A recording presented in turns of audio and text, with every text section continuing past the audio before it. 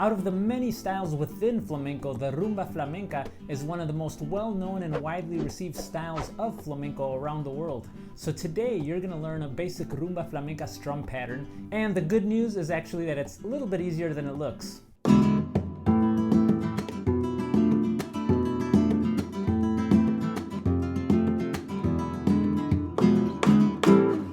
Hey guys, David here from David Chiriboga Music. Welcome to the channel, where on this channel I provide weekly Spanish guitar tutorials, lessons, and performance clips, and everything that is Spanish guitar.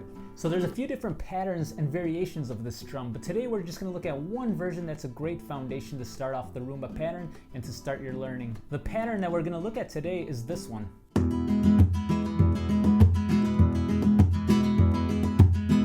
Now, as I mentioned before, this is a 4-beat pattern, so you're going to find that there's a motion on every downbeat and every upbeat. 1 and 2 and 3 and 4 and.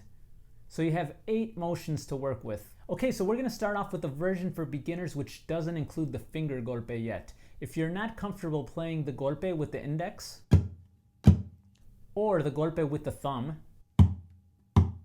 then start off with this version. Alright, so the first thing we have is index and middle finger down.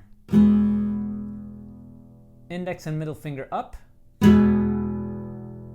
Index and middle finger down, but with a little twist in the wrist so that your thumb can come up on this next beat. Now we're at the 3rd beat and we're going to do a full golpe with the whole hand, slap golpe. 3. Now, from this position, naturally, you can just take it up for the 3 and. Now for 4 and, you have index down and index and middle up again.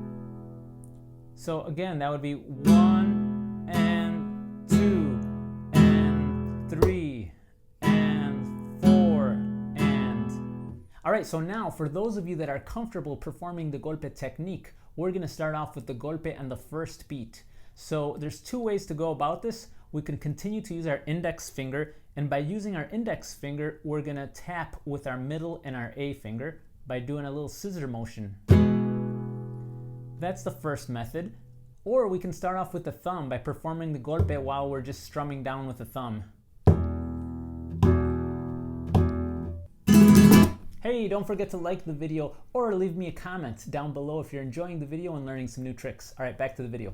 Now in this video, I'm not going to go too in-depth into how to play the golpe, but if you'd like some more assistance and like to take a more of a deep dive into the golpe technique, click on the card above where you can check out my tutorial of how to play the golpe, or in the description below I'll provide a link. And then you could come back to this video and then continue with the rumba.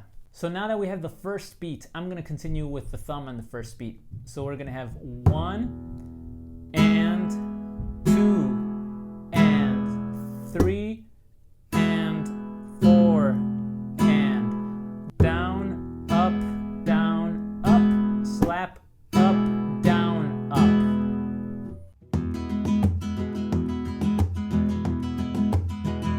Now there's also a variable with the golpe. You can go with the fleshy sound that I was doing a little bit earlier,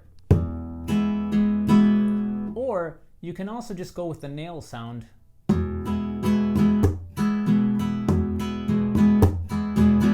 Most of the time with this strum, I find that using the fleshy golpe is a little bit more percussive and rhythmic and sounds a little bit more appropriate with the rumba. But that said, once in a while you have to vary it up and just know how to combine the 2 styles of the golpes. Alright, so follow these steps slowly, and then once you start getting coordinated, you can start bringing up the speed, and eventually it's going to sound like a rumba flamenca.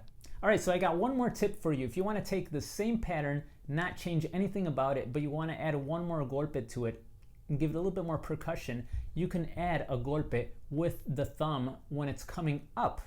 When the thumb comes up on the 2 and, you can hit the thumb against the wood and then come up past the strings. So that would look like this. 1 and 2 and. So you twist that wrist up, and then it'd be time for beat 3, which is the golpe, then up, down, up.